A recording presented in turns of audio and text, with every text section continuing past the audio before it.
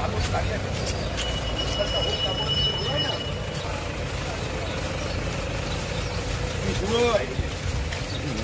শুভ শুভ সুপ্রভাত।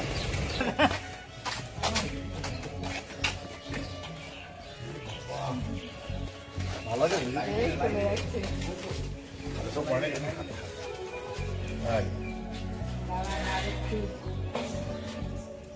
ওরকম করে দিকে ওরকম করে হাতে হাতে।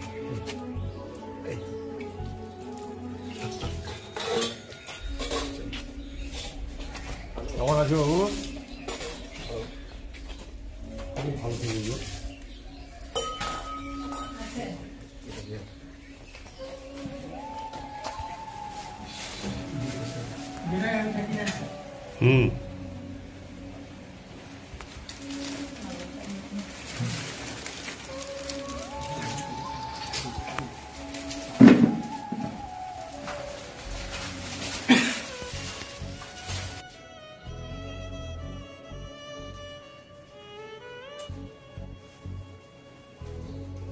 চলছে আচ্ছা চলে যাচ্ছে বাড়িয়ে দিচ্ছি।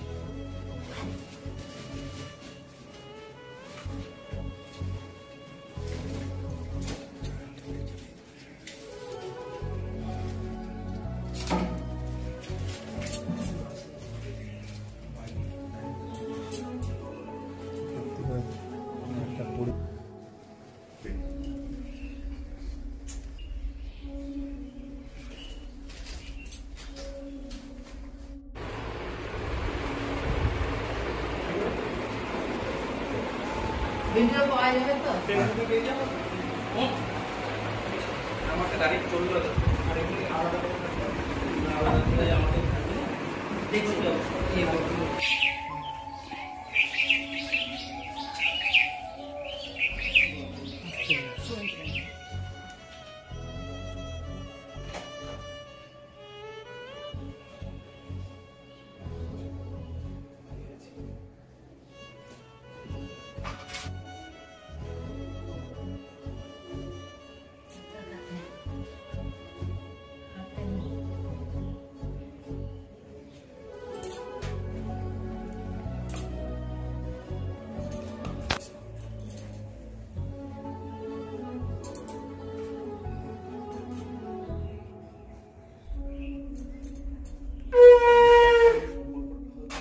এই সম্পর্কটা হচ্ছে 2019 সাল থেকে এবং যেটা হচ্ছে তোমার সেটা হচ্ছে 2019 সালে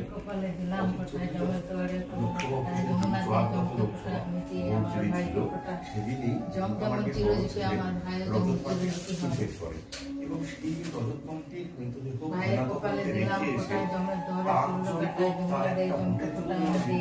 হার না হয় এই কারণে তিনি কিন্তু তার ছেলের মৃতদেহ ময়না এই শোনার পরে তারপর সে বছর থেকে শুরু হয়ে অতীতার এই ভাই এবং বোনের একটা সম্প্রীতি সম্পর্ক এবং তিনি কিন্তু প্রত্যেক বছর আসেন সেখান থেকে কিন্তু তিনি ফোটা নেন।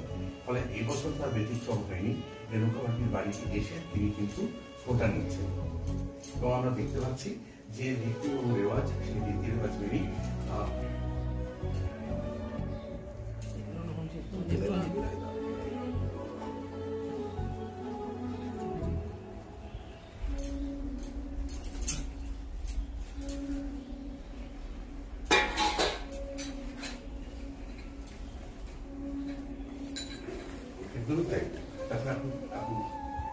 জল এবং তাকে পায়েস খেয়ে দেওয়া হচ্ছে, বোন নিজের হাতে তাকে পায়েস খেয়ে দিচ্ছে, মিষ্টিমুখ করাচ্ছে এবং এভাবেই কিন্তু একটা ভাই বোনের সম্প্রীতির যে সম্পর্ক, একটা কঠোর বন্ধন সেটা কিন্তু তৈরি হচ্ছে প্রত্যেক বছর এভাবেই।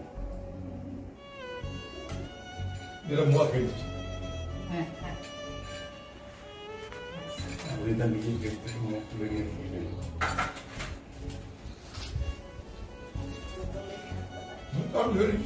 গাছ পড়ে গেছে।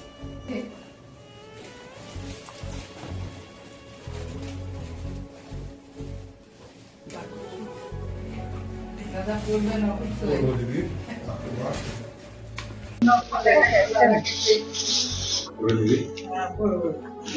পছন্দ হয়েছে তো? দাদার আশীর্বাদ আমার মাথায় সবসময় থাকবে, এটাই মনে করি। ভালো থাকবেন, আপনি তো সব হারিয়ে ফেলেছেন। কি করব, আপনাকে পেলাম, ছেলে হারিয়ে। হারানোর পরে আপনাকে পেয়েছি। আচ্ছা দিদি, আচ্ছা আমি যাচ্ছি। হ্যাঁ আচ্ছা, আবার আসবে।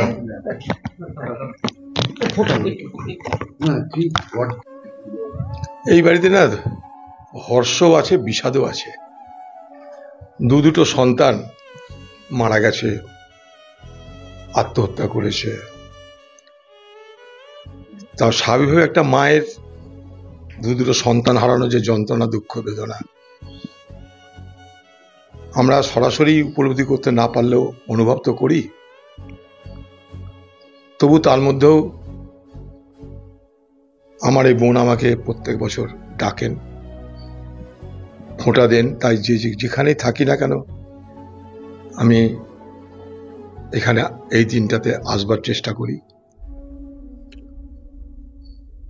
তিনি আমাকে সস্নেহে ফোঁটা দেন, খাবার খাওয়ান, উপহার দেন, অনেক দামি উপহার দেন তিনি। আর এই দিনটা তাই আমার কাছে স্মরণীয়। আমি চাই এই পরিবারের মঙ্গল হোক, শুভ হোক। ভগবান যেন এই পরিবারকে সুস্থ রাখে, শান্তিতে রাখে। ব্যাস। দাদা, এই যে ফোটাটা আজকে নিলেন বোনের কাছ থেকে, গত 24 ঘন্টায় নারী নির্যাতন এত বেড়ে গেছে ভাইফোঁটার সময়, কি বলবেন? দুর্ভাগ্যের বলার তো কিছু নেই। এ বাংলার নারী নিরাপত্তা আমি বারবার করে বলছি, এ বাংলার নারীদের নিরাপত্তা দিতে ব্যর্থ। খুন, ধর্ষণ, নারী নির্যাতন এ বাংলার নিত্য নৈমিত্তিক ঘটনা। আমরা সবকিছুই করছি, কিন্তু সবকিছু যে মর্মার্থ সেটাকে উপলব্ধি করছি না। সমাজকে জাগ্রত হতে হবে, অপরাধীদের হাত থেকে সমাজকে মুক্ত করতে হবে, প্রশাসনকে শক্ত হতে হবে। যে পার্টি করুক না কেন, সমাজ আমাদের সকলের। আজ যদি আমরা মনে করি আমার পরিবারে তো কিছু হয়নি, কাল আমার পরিবারে যখন হবে তখন আমার পাশে কেউ থাকবে না। তাই আজকে অন্যের পরিবারের আমাদের ছোট বোন, মেয়ে, নাতি, নাতনি, সন্তান, তাদের উপর যে বিপদ হচ্ছে, তাদের যে ধর্ষণ, নির্যাতন, খুন করে দেওয়া হচ্ছে, সেটা আজ হয়তো আমাদের আপনার পরিবারে আসেনি, কালকে আপনার পরিবারে আসবে। তাই গোটা সমাজকে জাগ্রত হবে, এটা আমার বক্তব্য। ভাইকে ফোঁটা দিলাম, এই আনন্দ আর বলার মতো কিছু থাকে না। এত আনন্দ লাগে যে এত বড় দাদা আমার ডাকে অবশ্যই আসেন, যখনই ডাকি তখনই আসেন। এর চেয়ে আনন্দ আর কি বলবো। দাদা কি উপহার দিল? দাদা আমাকে শাড়ি দিল। কেমন লাগলো? ভালো লাগলো। আপনি কি দিলেন দাদা? দাদাকে ওই যে কি বলে ওইটাকে, ব্লেজার। ব্লেজার দিয়েছি। আপনি তো আপনার ছোট সন্তানকে হারিয়েছেন, তারপরে দাদাকে আপনি পেয়েছেন। হ্যাঁ, এই উপলব্ধিটা কি?